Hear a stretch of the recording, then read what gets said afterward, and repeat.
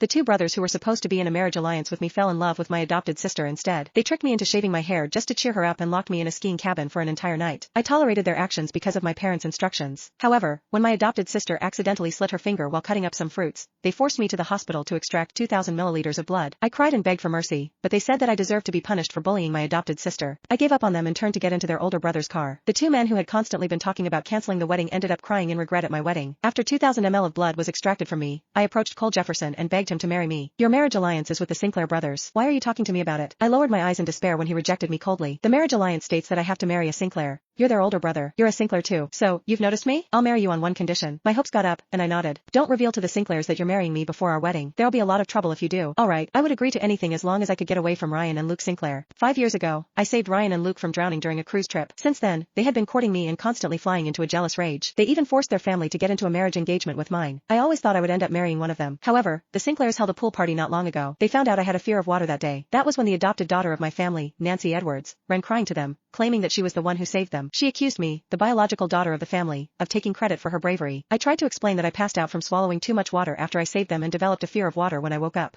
I had not dared to swim since then. Although I provided evidence with a doctor's diagnosis report, they did not believe my words. They accused me of being the world's most unscrupulous heiress. Not only did I bully my adopted sister, but I even took credit for her good deed. I deserved to die in their eyes. I was not a clingy person. I begged my parents to cancel the engagement, but they wanted to be associated with an influential and powerful family like the Sinclairs and only instructed me to focus on preparing for the wedding no matter how hard I cried and begged. There was no other choice. I tried to be nice to the Sinclair brothers, but all I received in return were insults and bullying that were worse than the last. One time, Nancy's fringe was ruined by a hairstylist. To cheer her up, they tricked me into believing they had cancer and needed chemotherapy. They wanted my hair for a wig as I was their fiancé and it would be considered a wedding present for them. I shaved off my hair, which I loved a lot, as promised, but all they did after that was laugh at me while holding Nancy in their arms. You live up to the name of being a scheming woman who wants to climb the social ladder. You're really determined to get what you want. How could you do such a cruel thing to yourself? Do you think you can make us like you because of this? Too bad you're nothing compared to Nancy. You're just garbage that likes to take another person's credit. It doesn't matter that we're engaged. The moment you marry into the family, you would have stepped into hell. Nancy trampled on the strands of my black hair, which was littered all over the floor, with contempt. Her eyes were filled with disdain for me. No one was around to protect me back then, so I had no choice but to let you bully me. Things have changed between us now. It doesn't matter who your husband will be in the future. He'll only love me. With that, the three laughed happily. However, there was one thing they forgot. Ryan and Luke were not the only Sinclairs in their generation. They had another older brother who had long been forgotten, Cole. It finally felt like my life had gotten on the right track after I got out of Cole's car. Nancy kept creating trouble as the wedding date got nearer. Every time she flew into a temper, the Sinclair brothers would torture me just to cheer her up. It drained me mentally and emotionally. I was really exhausted. I might have promised Cole not to reveal that I was getting married to him, but I still decided to stop running after the Sinclair brothers and begging them to love me. When I pushed the door open, Nancy was twirling while dressed in my wedding gown. Ryan and Luke were smiling at her. Their love for her was so obvious. They pursed their lips at the same time when I entered. Didn't you pretend to pass out to get hospitalized? You acted like you had anemia and refused to donate your blood this morning.